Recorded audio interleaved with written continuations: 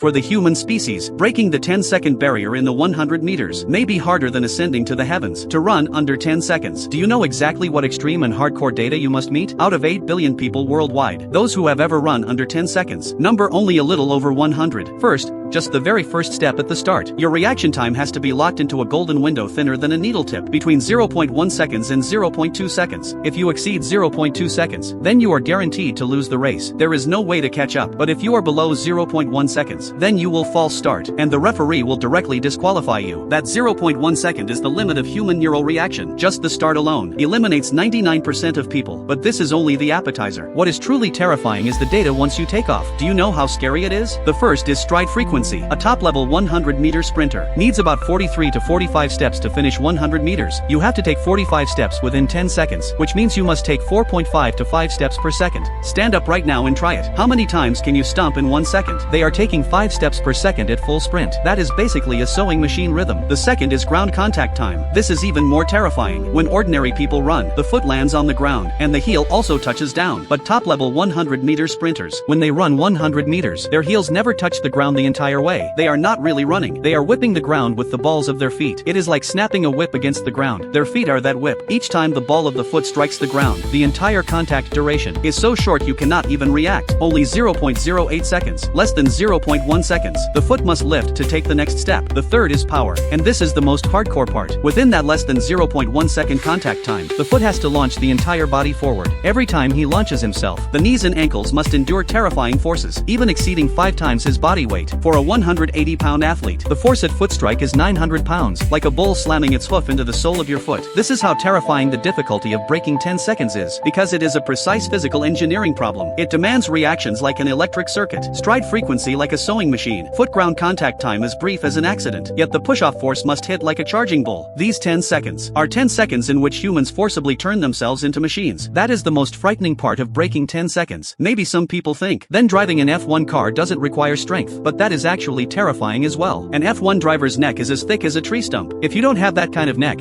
even after 20 or 30 years you still couldn't drive an F1 car. To be able to drive an F1 car, what extreme conditions must you meet to even be qualified to sit inside it? First, your neck has to be this thick, otherwise your neck would snap when cornering. When an F1 car goes through a corner, the driver has to withstand 5G to 6G of lateral centrifugal force. What does that mean? It is equivalent to 5 muscular men each weighing as much as you, all desperately yanking your head sideways at the same time. Your helmet plus your head weighs about 7 kilograms. At that moment, your neck has to endure 75 to 90 pounds of lateral pulling force. If an ordinary person's neck is untrained, it would be ruined in that single second. Second, every time the car brakes, you need to stomp the pedal with 200 pounds of force. An F1 cars do not have power-assisted braking. 200 pounds of pedal force is just the starting point. What's terrifying is that a single race has hundreds of corners, which means that over 90 minutes, the driver has to do hundreds of 200-pound weighted squats. But that's not even the most terrifying part. The most terrifying thing is dehydration. The engine behind the F1 car reaches thousands of degrees, and the front brake discs reach 1,000 degrees, causing cockpit temperatures to stay around 50 to 60 degrees Celsius. The driver also has to wear thick fireproof underwear, a racing suit, and a helmet. After a single race, a driver will lose 7 to 10 pounds of water. Dehydration can be so severe that body weight drops by a full 10 pounds. To avoid passing out, there is a straw in the car for drinking water, but the water tank is installed next to the engine, which means halfway through the race, what you drink is already scalding 60-degree hot tea. It tastes awful, but it is life-saving water. Some drivers even can't hold their urine and pee in their suits, leaving the cockpit filled with a mix of sweat and evaporated urine odor. In the end, F1 drivers are almost lying inside the car, with their hips only a few centimeters off the ground. From this perspective, their eye level is not even as high as your knees. The road surface, guardrails, and tires ahead all appear extremely compressed to them. Even more terrifying is that with the roll hoop and barriers blocking their view, they must, at speeds of 100 meters per second, precisely judge braking points down to mere millimeters. An ordinary person getting in there, let alone driving, just the visual impact of flying inches above the ground, would make you vomit your breakfast. So you see, why there are only those 20 F1 drivers, because they are mutants of human physical evolution. They use necks thicker than thighs, and hearts tougher than steel, to tame these industrial monsters.